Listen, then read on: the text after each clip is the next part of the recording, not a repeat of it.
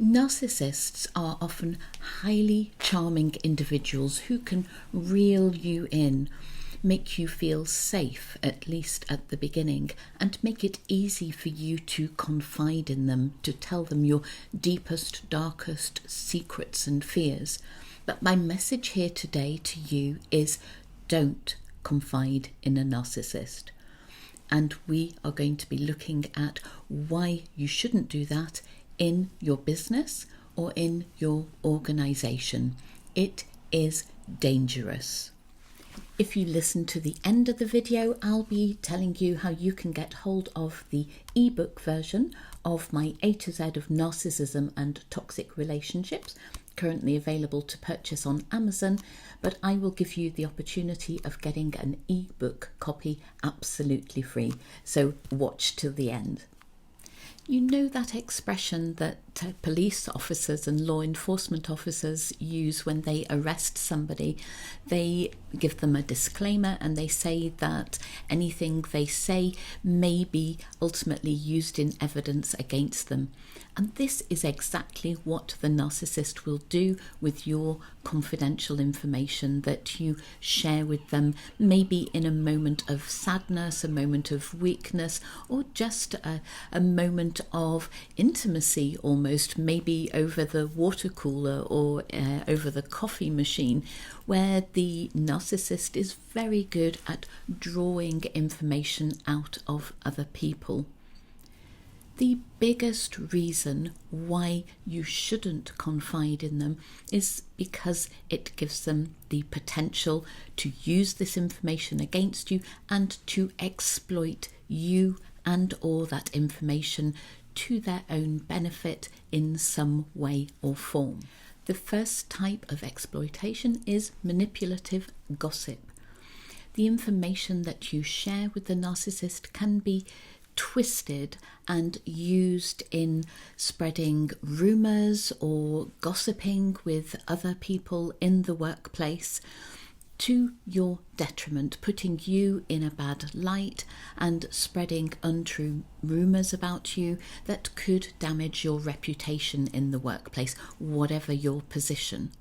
Next, this type of exploitation can undermine your relationships with other people within the business or organisation or connected in some way professionally with it by discrediting your abilities or casting doubt on your past achievements or your current projects or abilities. Narcissists need validation and they need admiration. So if you happened to share a creative idea that had come to you or a project that was in the very early stages, maybe just in your mind for the moment, they are capable of taking that idea or that potential project and presenting it as their own without giving you any credit at all for the idea or for the project. Narcissists love a pity party. They love playing the victim. So they are quite capable of twisting something you have said or exaggerating it and then repeating that to other people in its untrue form in order to get their sympathy or get attention, thereby in a more subtle way perhaps discrediting you also.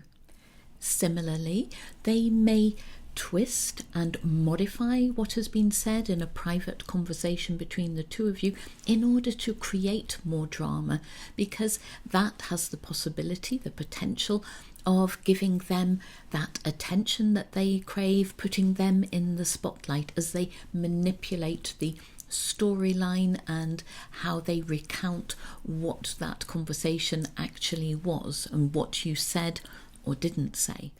Coming back to what I said right at the beginning, that ability they have to use what you share with them in confidence against you, ultimately, they can have the potential to blackmail you or make threats, especially if you were sharing something that maybe wasn't strictly within company policies or something that you wouldn't usually do.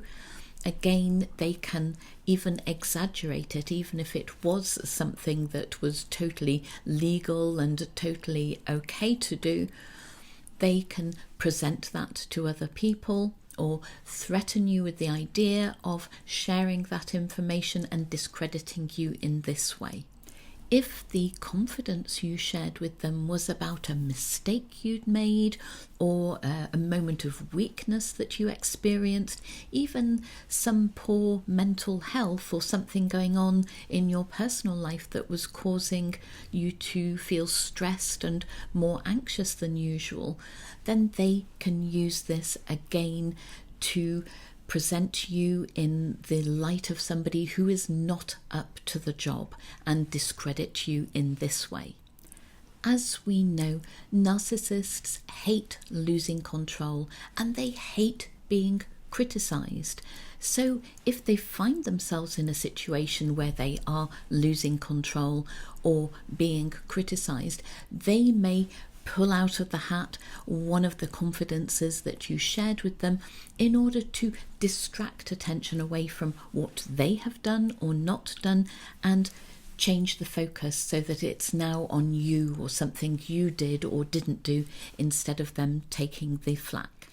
That trait of narcissists for triangulation, creating drama triangles and conflicts between other people, is fed by information that you may share with them about yourself, about your fears, your anxieties, and they may strategically share, break confidences, or they may withhold information in order to create and exaggerate conflict with other people in your workplace.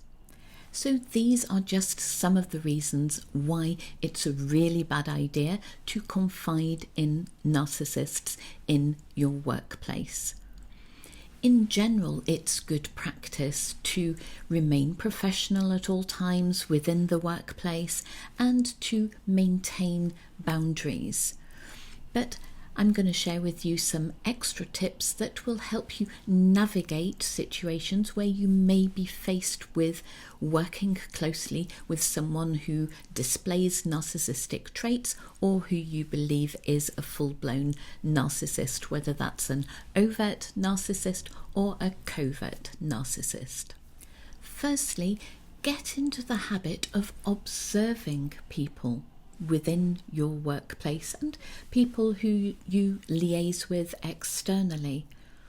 Remember that trust is built up over time. It's not something that happens overnight, and narcissists will tend to try and accelerate friendships and business relationships beyond the normal speed of getting to know somebody, so that you can find yourself in a bit of a whirlwind relationship, not necessarily romantic. So be aware of that. Get used to being observant and sit back. Give yourself time and space to look at how somebody interacts, how they behave, so that you get the measure of them. As a general rule, be cautious about sharing personal information, about disclosing facts about what's going on in your personal life. If over time friendships connected to your workplace develop, that's okay.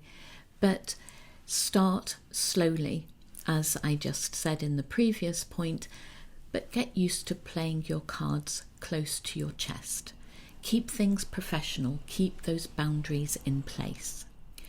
Choose carefully the people you do confide in about any concerns you have about the business or about a particular project. If you can, share your concerns and fears with somebody outside the organisation, a trusted friend or family member, somebody who you can offload to without it impacting or coming back to you within the business.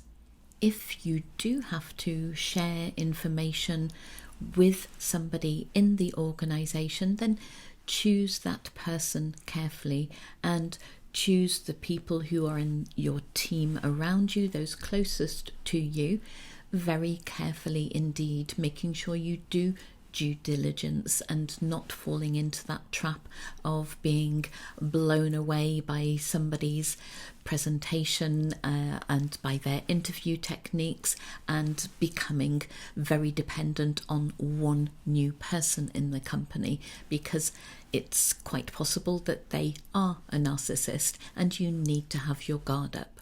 Another point about boundaries: don't allow yourself as a leader, as a manager, as the business owner, to engage in gossiping about other people within the organisation or suppliers, contractors, etc.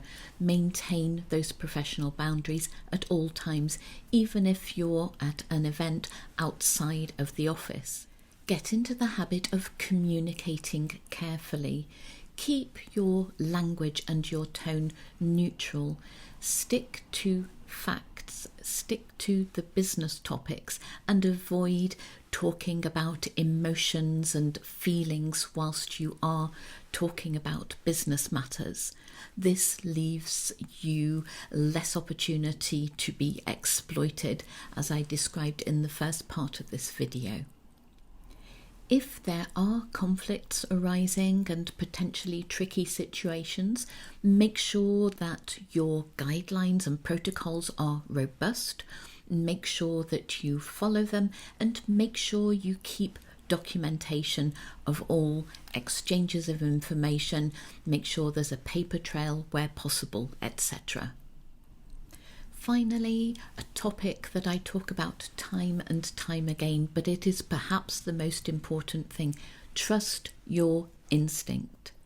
Your gut reaction to somebody or to a situation is going to be the true reaction. It's going to be your very best guide. So listen to your gut, listen to your instinct, and find ways that you can legitimately act on those instincts. So I hope you found that useful. If you're curious to know more about narcissism and toxic relationships, then I mentioned this book that is available on Amazon, but I am giving you the opportunity to get an ebook absolutely free. I'm going to pop a link down in the description, and by clicking on that link, you will be able to access the ebook that has all the information you could possibly wish for in order to better understand narcissistic traits and toxic people. If you have any questions or comments for me, I'd love to hear from you. If you have suggestions for future videos, pop those in the comments also, and I'll see you next time.